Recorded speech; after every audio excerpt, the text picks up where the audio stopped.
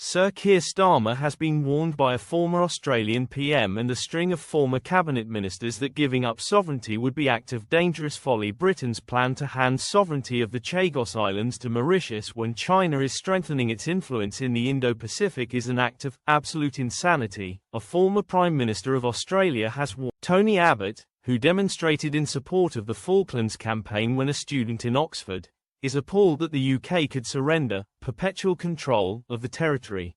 He fears that if Vladimir Putin wins in Ukraine, then other large, bully states will turn on their neighbors, and warns against giving China a new opening in the Indian Ocean. The Falklands were seized by the Argentines, he said.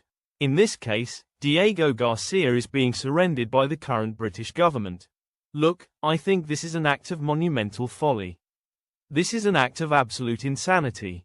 Apart from the fact Britain has far better things to spend the money on, apart from the fact that Britain should not put at risk its perpetual control of this important territory, why would you give the West's great strategic competitor an opening, given the fact that China is always attempting to suborn these small island nations?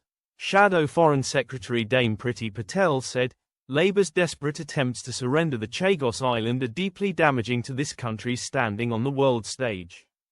In paying billions of pounds of taxpayer cash to give away the national security of us and our friends and allies, this government is making it clear that it cannot be taken seriously, and will roll over rather than stand up for Britain. Keir Starmer and David Lammy should scrap this whole sorry affair before it is too late.